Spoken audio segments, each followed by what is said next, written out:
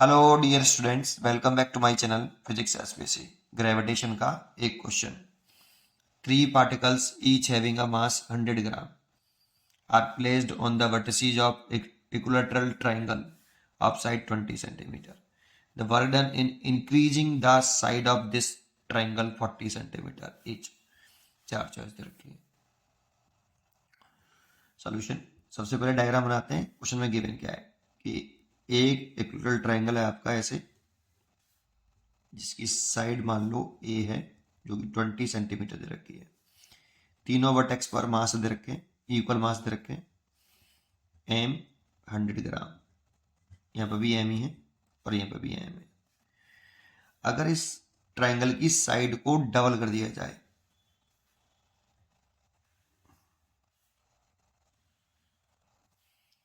To ए कर दें, that means 40 centimetre कर दें, मास वही रहने देंगे 100 ग्राम, बस साइड क्या कर दी है, डबल कर दी है, 2a कर दी है।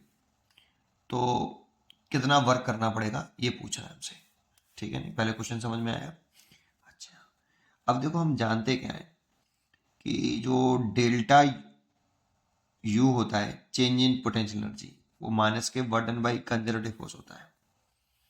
वर्डन बाई कंजर्वेटिव फोर्स, एक तो हम ये जानते हैं कि अगर, एक बात हम ये जानते हैं कि अगर मास पार्टिकल को वेरी स्लोली मूव कराएं, वेरी स्लोली, अगर हम पार्टिकल को कैसे मूव करा रहे हैं, पार्टिकल है एम, इसको मूव करा रहे हैं वेरी स्लोली, मूव करा रहे हैं कैसे, स्लोली, बहुत स्लोली मूव करा रहे हैं, इतना स्लोली मूव करा रहे हैं कि उसकी स्पीड कांस्टेंट रहे, एक्सेलरेशन जीरो हो, काइनेटिक एनर्जी कांस्टेंट हो, या फिर चेंज इन काइनेटिक एनर्जी की वैल्यू जीरो हो। ये सब पॉइंट एक ही थे। स्पीड कांस्टेंट होगी तो एक्सेलरेशन जीरो होगा, स्पीड कांस्टेंट होगी तो काइनेटिक एनर्जी कांस्टेंट होगी, और change in kinetic energy zero होगी।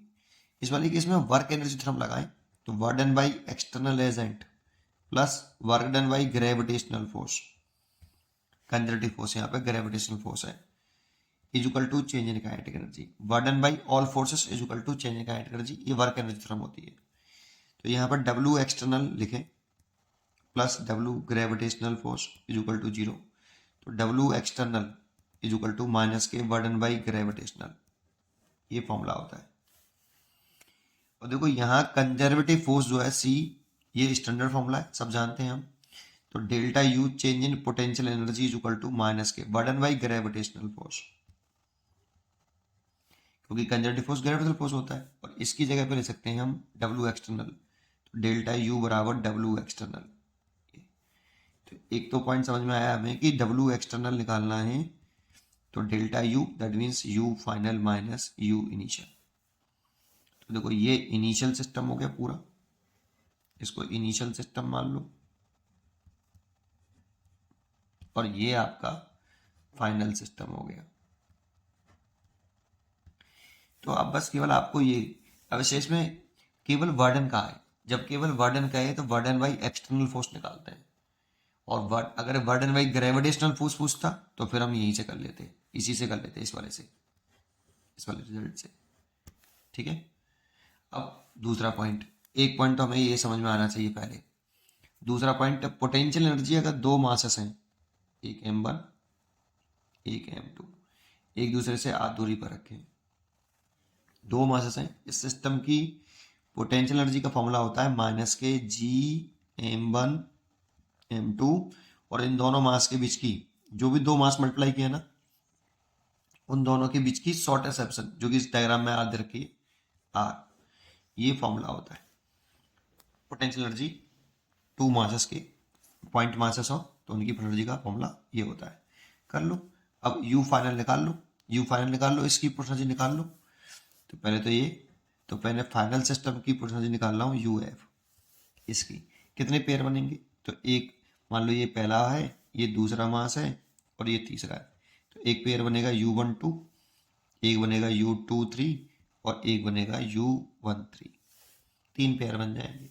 तीनों पेयरों को अगर हम देखें तो U12 plus U23 plus U31 या 13, लेकिन देखो तीनों के इस पेयर के दोनों के मास बराबर, मास सेम, मास बराबर, डिस्टेंस भी बराबर है, तो पोटेंशियल एनर्जी सेम ही आएंगी।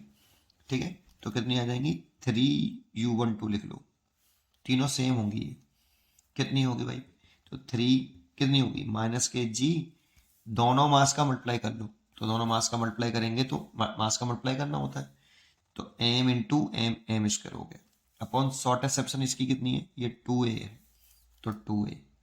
अगर आप ऐसे इसकी निकालते तो दोनों मास का मल्टीप्लाई करते, सेप्शन 2a, दोनों मास का मल्टीप्लाई करते सेप्शन 2a, तो सेम ही तो आता, और सेम है इसीलिए मैंने तीनों को ऐड कर लिया, तो इतना आ गया।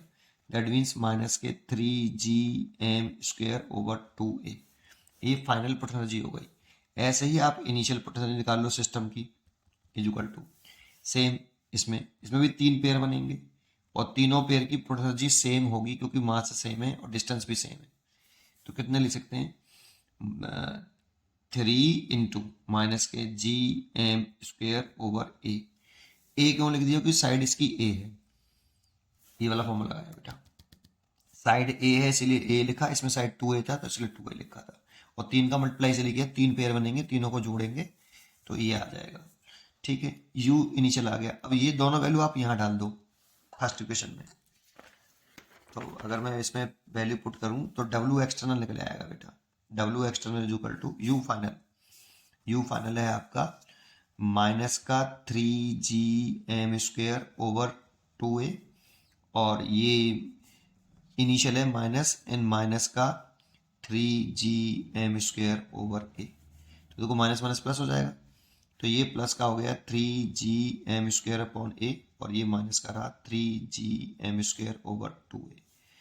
इसमें से 3gm square over a common ले लें, तो यहाँ 1 और यहाँ आधा, तो एक में से आधा जाएगा तो आधा बचेगा, तो 3/2 gm स्क्वेयर ओवर a। अब बस वैल्यू पुट करनी है, 3/2, g की वैल्यू 6.67, 10 की पावर माइनस के 11, ये जो m दे रखा है ना 100 ग्राम दे रखा है, और g की वैल्यू हमने ली है किसमें, सी ऐसा सिस्टम में, इसलिए m को ग्राम को किलोग्राम में बदल के लिखेंगे, 100 इंटू 10 की पावर माइनस के 3, जो ग्राम था ना 100 ग्राम, इसको किलोग्राम में जरूर बदल लेना, 10 की पावर माइनस के 3 किलोग्राम, या फिर जी की वैल्यू भी सी सिस्टम में लिखते हैं।